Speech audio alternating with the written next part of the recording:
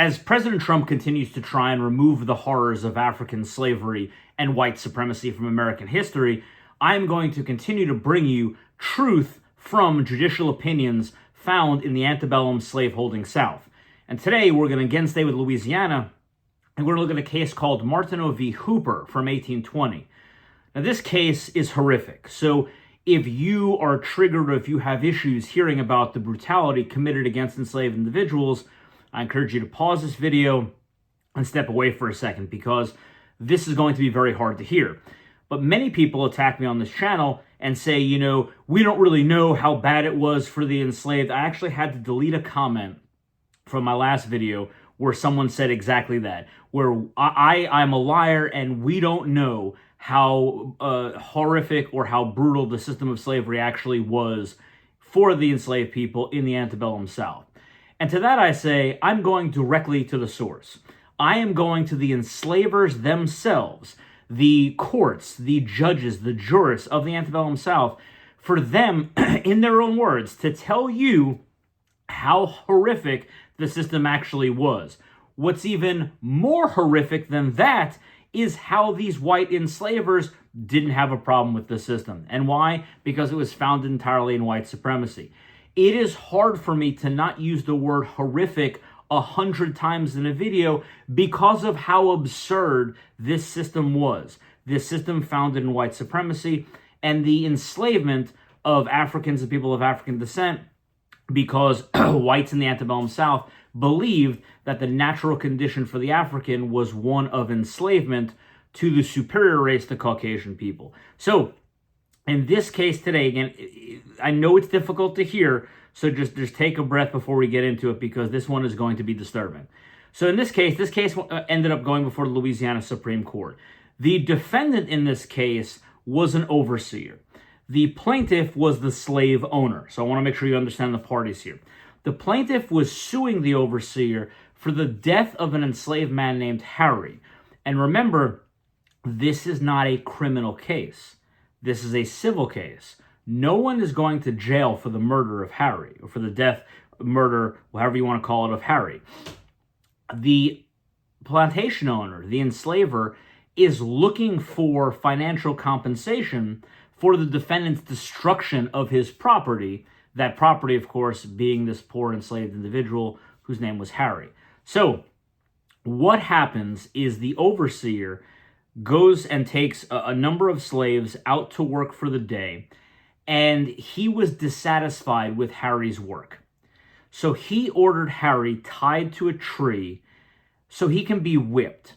Now, if we go back in this judicial opinion, and the link to the court case will be in the description box, you can see that Harry was described as being ungovernable. Now, what does that mean? That means that the overseer had a problem with him, right? It means that there obviously was some background, some history between this overseer and Harry here. So they obviously had issues with each other. So the overseer, as it seems is going on with the story, is dissatisfied with Harry's work. He orders him tied to a tree to be whipped. Harry refuses to comply. What then happens is they begin to fight. As the testimony goes, Harry grabbed a hoe, the garden tool, and tried to advance on the overseer to prevent him from tying him up and whipping him. The overseer then also grabbed the hoe, and they began to fight. At some point during this scuffle, the overseer makes a break for the nearest house, the building that was closest to them, where he had apparently set a gun, in his words, in case it should be necessary, right? Harry, apparently, from what we get from the story, had also seen or knew that the overseer had placed this gun there. So they start making a mad dash towards the house to get this loaded gun. The overseer reaches the gun first, and he shoots and kills Harry. So the enslaver, the plantation owner, the slave owner, sues the defendant. Now, regardless of the fact this is a civil case, which is horrific in and of itself, that no one's being charged for murder here, or even if you want to argue self, whatever, I don't care what, an individual shot and killed another human being. but there is no criminal charge here. This is a civil matter. This is for a compensation for the loss of property, the property being Harry, right? It goes all the way up to the Louisiana Supreme Court.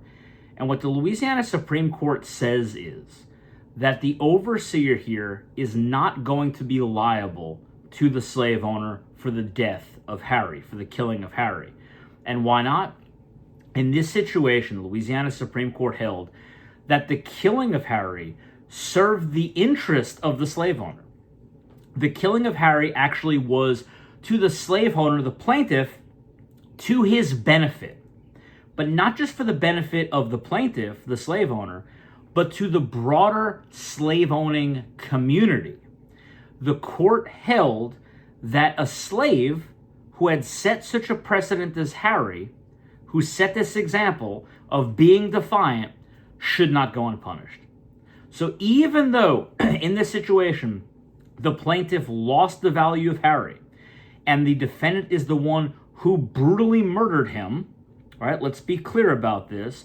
The Louisiana Supreme Court said that the defendant was not liable to the plaintiff to pay the plaintiff back the value of Harry because killing Harry actually was a benefit for the community, because it set an example to all of the enslaved people in Louisiana that if you refuse to comply with the directives of an overseer or a master, in any case, whoever has authority over that enslaved person, that if you reject, if you try and not follow orders, you can be killed. Plain and simple as that. So again, just to be clear, the Louisiana Supreme Court said that in this case, the killing of the slave was a benefit to all slave owners and to the slave owning community, because a slave who set an example of being defiant to an overseer should not go unpunished. So think about that as we continue to see tweets and posts from President Trump about how upset he is that the Smithsonian wants to have exhibits showing how horrible slavery actually was. So as always, until next time, remember to like, subscribe, and share, and I'll see you for the next lesson.